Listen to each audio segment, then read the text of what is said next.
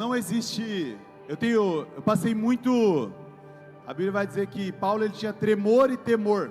Quando eu estava estudando sobre essa mensagem, quando nós estávamos conversando da liderança, ali na reunião a gente montando os ambientes, as coisas, a gente já sentia a presença de Deus e um grande temor por essa mensagem. A Páscoa, para nós que somos cristãos, é a data mais importante da nossa vida. Não é o seu aniversário, não é o Natal, apesar de a gente comemorar mais Natal do que a Páscoa, mas não existe data mais importante do que essa. Por quê? Porque o cerne do Evangelho está aqui, Cristo crucificado. Porque no Natal nós comemoramos Cristo nascendo aqui, né? Os teatros são Cristo vindo, mas a Bíblia vai dizer que Jesus enviou o seu Filho para morrer numa cruz. Então a data importante não é o que ele veio, quando ele veio, mas sim para que ele veio. Só existiu o Natal porque precisaria existir a Páscoa. Só existiu o nascimento de um Jesus porque existiu um plano em Deus de sacrificá-lo. Então eu preciso que você entenda a importância dessa data. Amém? Vocês estão comigo? Abram aí Êxodo, segundo livro da Bíblia, 11.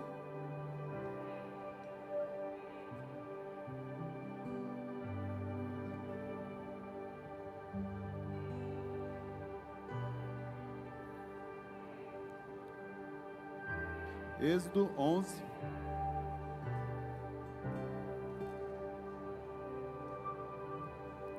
Versículo 4.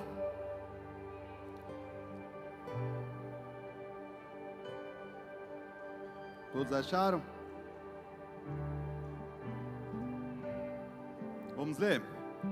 Moisés disse: pois o faraó, assim diz o Senhor, por volta da meia-noite passarei por todo o Egito.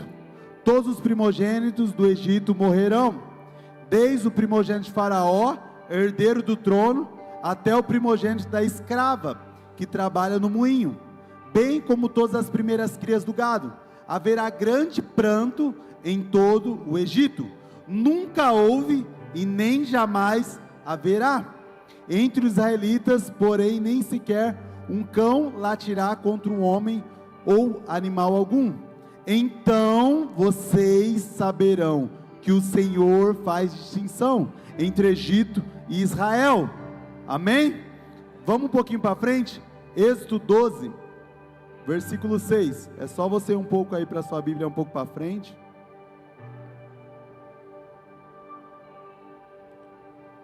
Versículo 6. Estão ali? Guardem no até o 14º dia do mês, quando toda a comunidade de Israel irá sacrificá-lo ao pôr do sol. Então peguem um pouco do sangue, passem nas laterais das vigas superiores das portas das casas nas quais vocês comerão o animal.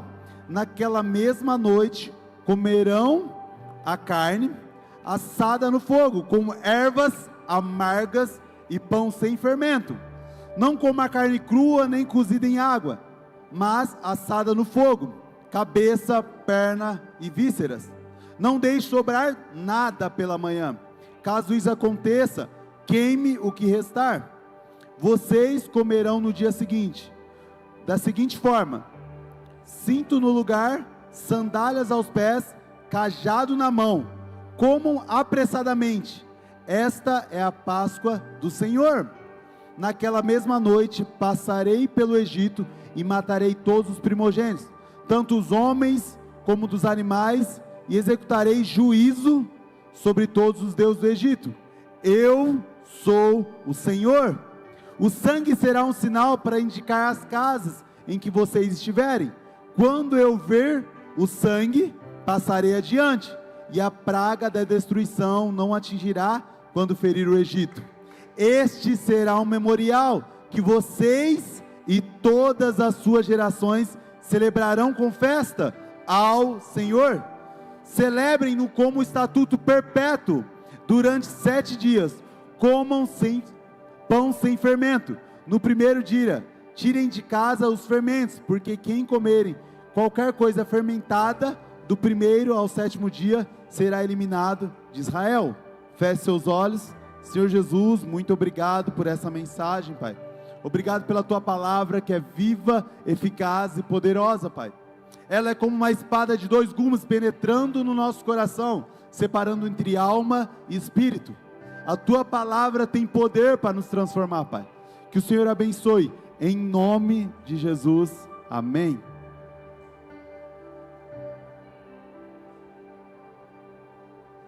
Eu não sei se vocês entenderam a profundidade desse texto, mas eu quero explicar para vocês.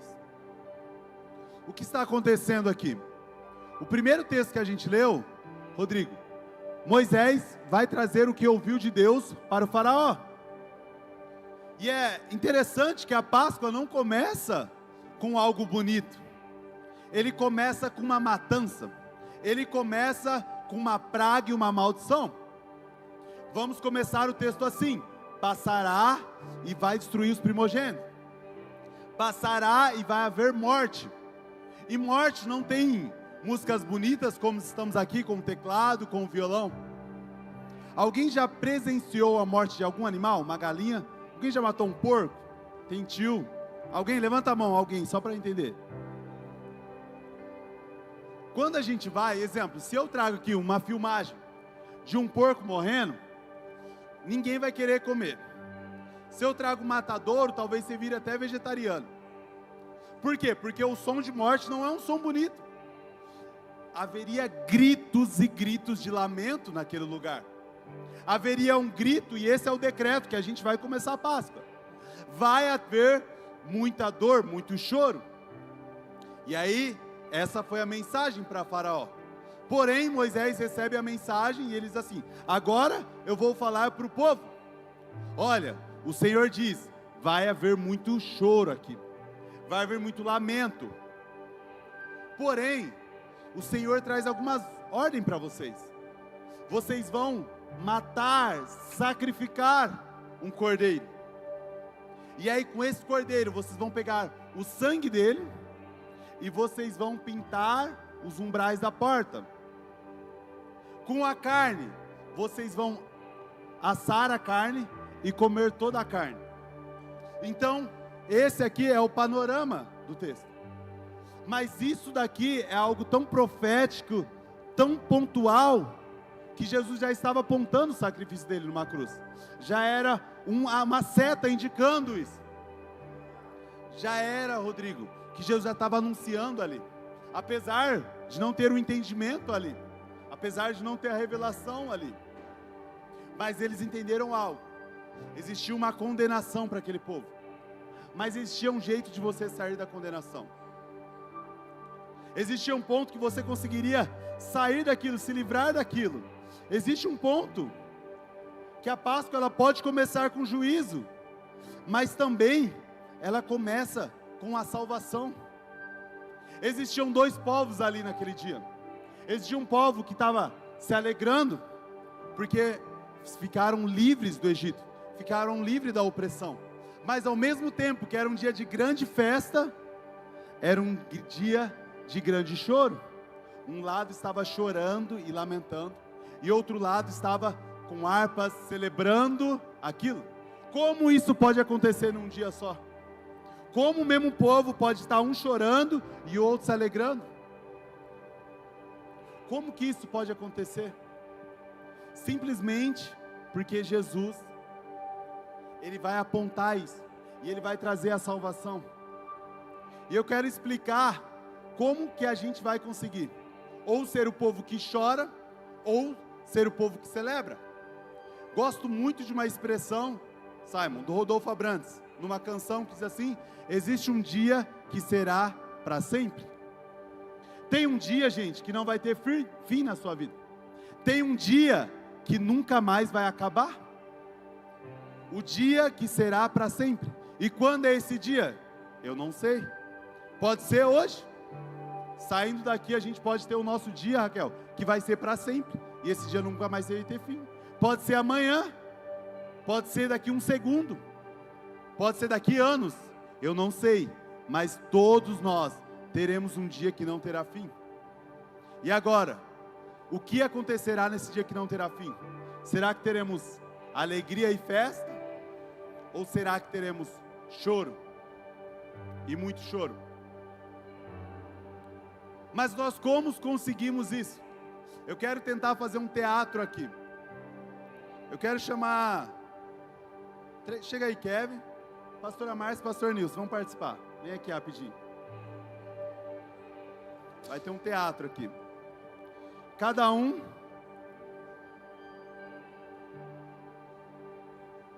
vai representar. Pode ficar aqui, eu vou colocando cada um na posição.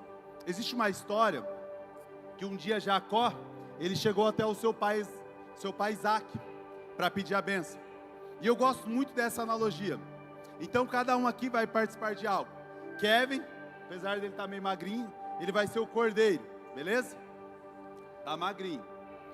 Pastor Nilson vai ser o pecador. Tá muito bom não.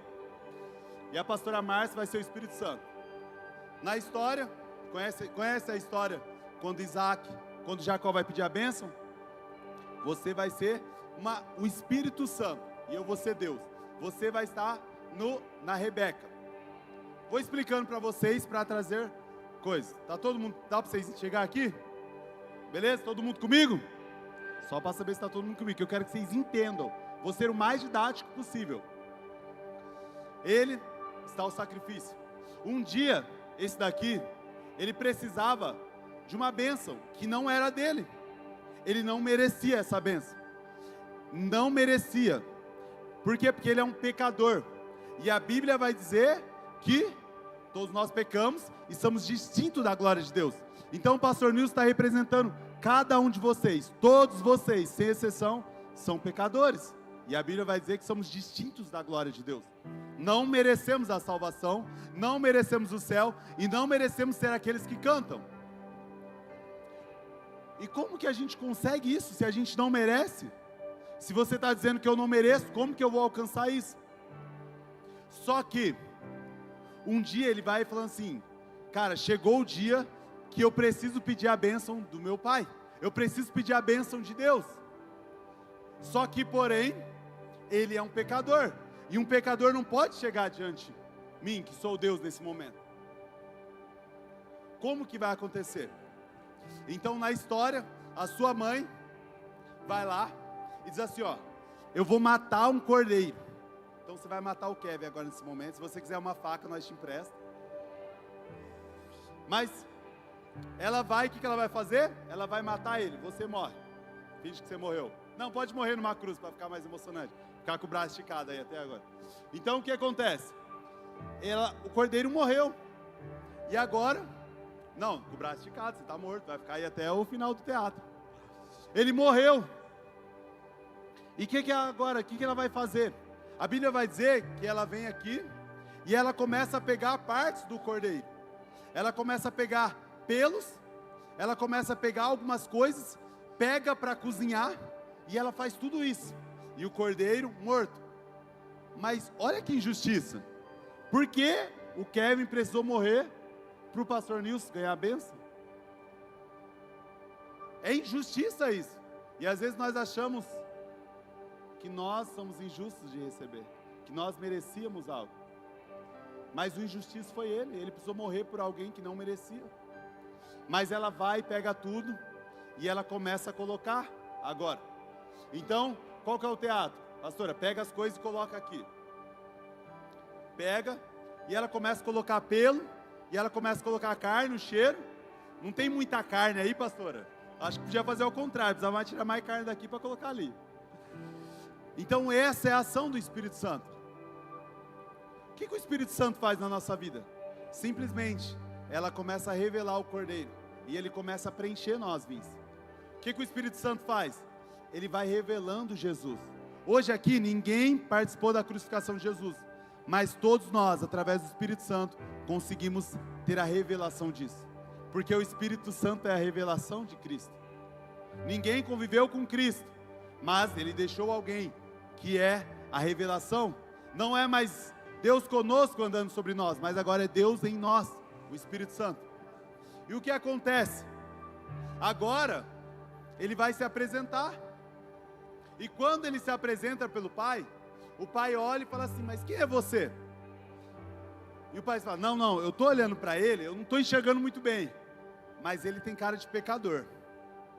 Mas aí, ele diz assim: ele tem cara de pecador, Rafinha, mas o cheiro é do meu filho. O cheiro é de sacrifício. O cheiro não é daquele pecador, mas a voz parece, mas o cheiro não. Não, eu vou tocar nele. E quando ele começa a tocar, ele diz assim: não, agora ele faz parte do corpo. Esse corpo foi do meu filho que eu entreguei. Esse corpo agora, ele não é de pecador. Esse corpo é de Cristo agora. Eu consigo relar nele, sentir Cristo e sentir meu filho. Então, a partir desse momento que eu sinto meu filho, eu digo: vem aqui e entre no gozo do teu Pai. Entre na alegria eterna do teu Pai. Vamos cantar, vamos celebrar. Amém? Podia aplaudir ao Senhor? Obrigado pelo esse teatro. Isso aqui é... Podia colocar espetáculo de Páscoa. O que acontece? É isso. É a Trindade participando da nossa salvação. Jesus vai olhar. Então a separação de Jesus, ele não vai levantar assim e falar: quem roubou? Eu roubei. Então você vai para lá. Quem matou? Matou? Vai para lá. Quem fez isso? Quem mentiu? Não. Separação de Jesus vai ter uma divisão. Quem está com o sangue? Quem está com o sangue de Cristo? Quem tiver o sangue, vem aqui. E quem não tiver, vai para lá. Então eu não estou aqui querendo saber qual é o seu pecado. Eu não estou aqui querendo apontar o seu pecado, querendo que você conserte o seu pecado. Eu só estou aqui querendo apontar Cristo. A Páscoa, ela celebra alguém que morreu. E só após essa morte, nós conseguimos acessar isso. Só após a morte, nós conseguimos acessar isso. E olha que interessante, nós lemos ali a segunda parte, Duarte, e ela vai dizer assim, ó: pegue o cordeiro sem mancha e fica com ele por algum tempo. Jesus, ele não só veio um dia e morreu, ele passou algum tempo aqui. Quanto tempo? Ele passou 30 anos no anonimato, e 3 anos ele se revelou e ele fez as obras. Então ele passou um tempo aqui. O que acontece? Eu comecei a lembrar, gente, se vocês gostam de gato, me perdoe, mas um dia entrou um gato aqui na igreja, um gatinho pequeno, e aí eu falei assim: gente, eu vou jogar esse gato longe, vou jogar esse gato, me perdoe, eu sei que tem gente que gosta de gato, mas eu falei: eu vou jogar esse gato fora, mano, eu não fico com um gato, não, dá muito trabalho, vou jogar na esquina aqui e ele vai andar. E aí minha esposa falou assim: não, vamos levar, porque a gente vai achar um lugar para doar ele. Eu falei: eu vou dar 2 dias para esse gato, se você não achar ninguém, eu vou jogar ele, eu não quero nem saber, eu não vou ficar com o gato em casa. E a gente trouxe o gato, e aí ela começou a alimentar o gato com seringa, leite, e aí o gato ficava lá, e aí começou a brincar com o gato. A Annalisa era pequenininha, começou a fazer o gatinho. O que aconteceu? A família toda estava lá com o gato. Você acha que depois de 2 dias eu tinha coragem de fazer isso? Eu comecei a falar: mano, agora não dá para levar esse gato, eu não consigo fazer mal a esse gato. Por quê? Porque agora ele entrou na família. O que aconteceu com Jesus? Jesus, ele passa anos ali conversando. Ele não veio num dia sem ter relacionamento. Ele veio e ele fez amizade. Cara, esse aqui é meu discípulo, anda comigo. Pô, eu tenho um amigo. Lázaro era o meu amigo. Jesus, ele veio para ter relacionamento. Imagina Jesus passando e tendo relacionamento. Imagina se Jesus fala assim: ó, vai ter um cordeirinho na sua casa. Eu que tenho uma menina de 3 anos ali, ela ia ter amor, ela ia começar a dar nome, ela ia começar a fazer caminha para ele ia começar a participar da minha vida, e depois eu teria que matar ele, com muita dor. Jesus foi assim, então ele começou a ter relacionamento. André, você é meu amigo. João, o meu discípulo amado. Então, a pergunta é: quem sofreu mais na crucificação? Quem que acha que sofreu mais? Aquele que caminhou mais próximo. Maria passou 33 anos. Maria, desde o nascimento, pegou esse filho no colo, olhou, celebrou, se alegrou, viu ele dando os primeiros passos, pegou o amor. João dizia assim: cara, eu sou muito amado por você. Então o que acontece? A revelação de Jesus, o sacrifício de Jesus, só te impacta se você ama Ele. E o nível que você ama Ele é o nível que você tem de impacto com isso. Talvez para você é só alguém que morreu, como você vê uma notícia e nem chora. Mas eu conheço aqui pessoas que perderam pais, perderam mães, e pergunta qual que é a dor deles. Gigantesca. Por quê? Porque tinha proximidade. A revelação da cruz te impacta do nível que você ama Ele,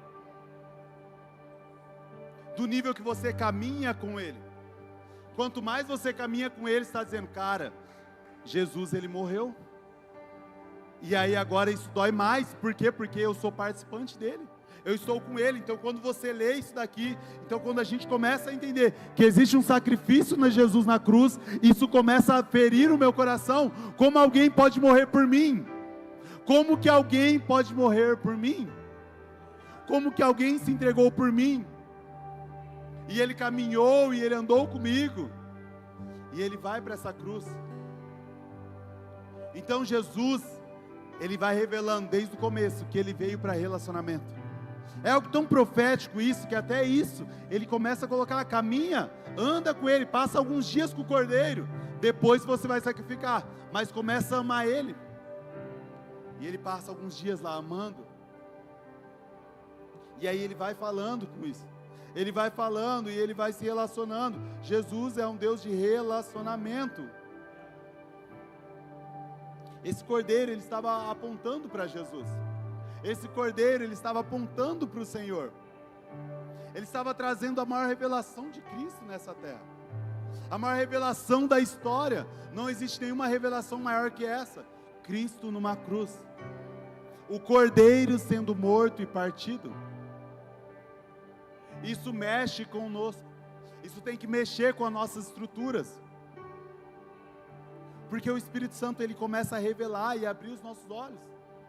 Tudo que aconteceu aqui, esse momento do louvor, de adoração, que a presença de Deus era palpável neste lugar, era simplesmente o Espírito Santo tentando revelar que Cristo está aqui. Era o Espírito Santo enchendo o seu coração e dizendo: Cristo morreu por você. Você foi alcançado por Ele. Você foi alcançado pelo Senhor. Você foi tocado e marcado por Ele. E agora o sangue dele precisa estar nos umbrais. O sangue dele era a marca para que o anjo da morte não passasse, para que o anjo da morte não visitasse a sua casa. Você merecia o anjo da morte. Você merecia isso. Porque às vezes a gente acha que não merece. Às vezes a gente olha e fala assim: cara, eu sou bom, pô. Eu não tenho esses pecados grandiosos. Eu não tenho pecado tão mal assim. Tentar trazer um parâmetro. Vamos lá. Se o Léo não está gostando da minha mensagem, ele pega o sapato dele, tira e joga em mim, o que vai acontecer com o Léo? Cara, malemar, alguém vai me ajudar aqui, os pastores vão vir. Ô Léo, tá louco? Não estou gostando da mensagem dele. Vai levar ele para a sala, expulsar o demônio dele, alguma coisa vai fazer, mas não vai acontecer nada com o Léo.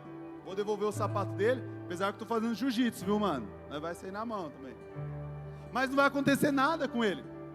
Agora vamos lá, se eu estou aqui, mesmo lugar, só que quem está falando aqui, Vince, é o presidente da república, e o Léo pega o mesmo sapato, com o mesmo chulé e joga, o que vai acontecer com ele?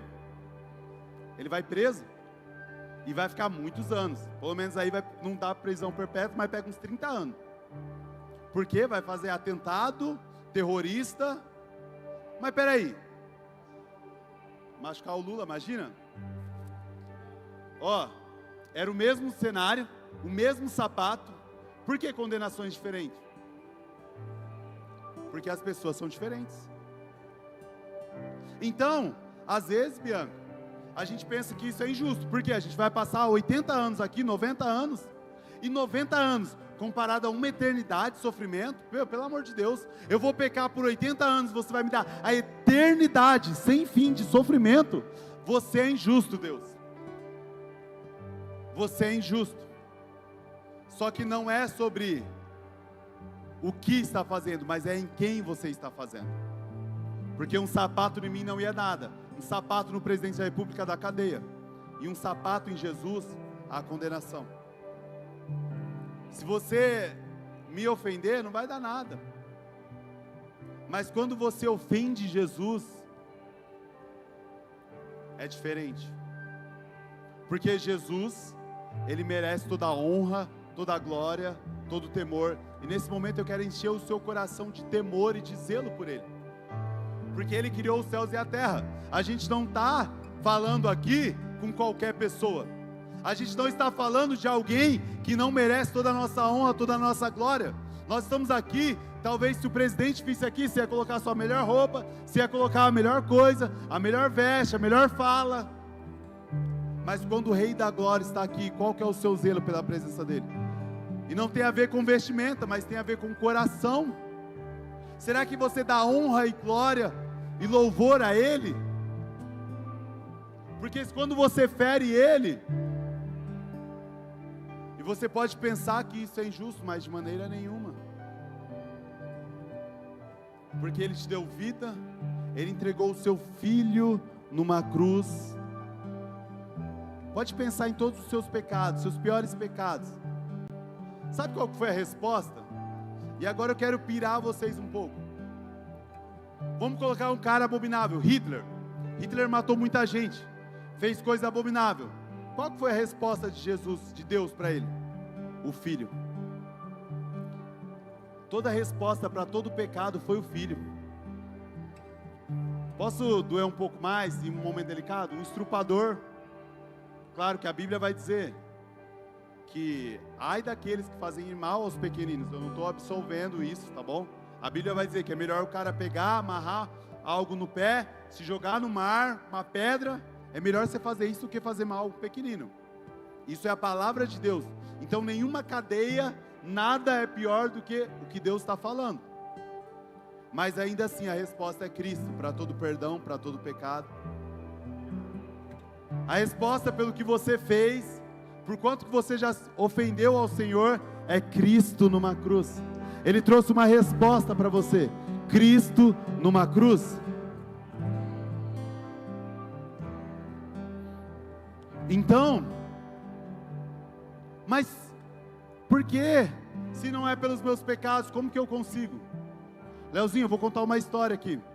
E essa história é um homem que ele tinha sido preso por uma condenação. Um dia, Giovanni, esse homem foi condenado. Porém, o povo gostava muito dele. E aí, o povo falou assim, cara, rei, por favor, absorve ele, cara. Falou, não, mas tem uma condenação. Não, mas eu preciso que você absorve ele. Ele não merece, cara. Não, mas ele fez algo, ele cometeu um crime. Então, cara, eu vou fazer assim, ó. Eu tô aqui, ó. Eu vou dar uma carta para ele. Essa carta aqui vai ser uma carta. E ele escreve essa carta, coloca no meio da Bíblia e vai na cadeia. E diz assim, ó, quer essa Bíblia? O cara estava revoltado, cara. E falou assim, eu não quero. Cara, por favor, receba essa Bíblia. Eu não quero essa Bíblia, eu não quero nada. Por favor, cara, eu quero te entregar esse presente, é um presente. Receba essa Bíblia.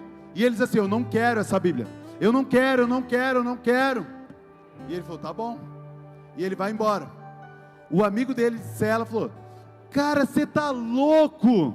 Por que você não recebeu aquela Bíblia? Sabe o que estava dentro dessa Bíblia? A carta dizendo que você era perdoado e que a condenação de morte que você receberia, não ia receber mais. Você recebeu uma carta de misericórdia e graça. E aí esse cara vai para a morte, Rufino.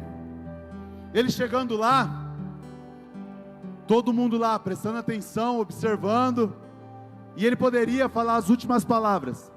E as últimas palavras dele foi esse: eu não estou morrendo pelo crime que eu cometi.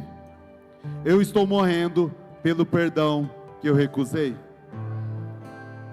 Então ninguém vai para o inferno pelos pecados que cometem. Ninguém vai para o inferno pelos pecados que cometem. Todos que vão para o inferno é pelo perdão que está sendo recusado. Essa noite é o Espírito Santo te dando uma carta de perdão. Você está cheio de pecado, Rafa? Um presente para você. Você foi perdoado. E essas cartas foi escrita com sangue dele. Essa carta foi escrita com dor. A gente vai para a crucificação de Jesus. Como que é que essa carta, como que ela foi escrita? Qual que é o ponto final dela? O que essa carta está escrita que tem tanto poder?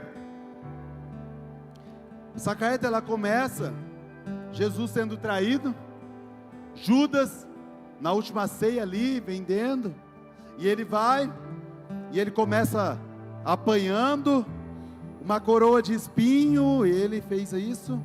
E aí depois ele começa, olha, chegando ali um horário, Jesus numa cruz, ele traz um grito: Eli, Eli, sabá sabactani, meu Deus, por que me abandonaste? E ele escreve nessa carta: eu recebi o pecado de todos vocês numa cruz, e agora não existe mais condenação sobre a sua vida. Por quê? Porque chegou o momento dessa carta que ele recebeu, e ele recebe isso com muita dor, a ponto dele olhar para Jesus, para Deus, perdão, Jesus olha para Deus e diz assim: Deus, por que você me abandonou? Porque Deus, ele não coabita com o pecado. E ele sente, pastor Alex, Deus abandonado, e ele passa mais um tempo, até que ele traz uma declaração com ponto final. E essa declaração me choca. E a declaração que ele diz chama Tetelestai, está consumado. Será que você pode trazer essa declaração comigo? No 3, 1, 2, 3, está consumado. Por volta das 3 da tarde, Mateus 27:46, o Cristo, em clamor, recita as palavras do Salmo 22.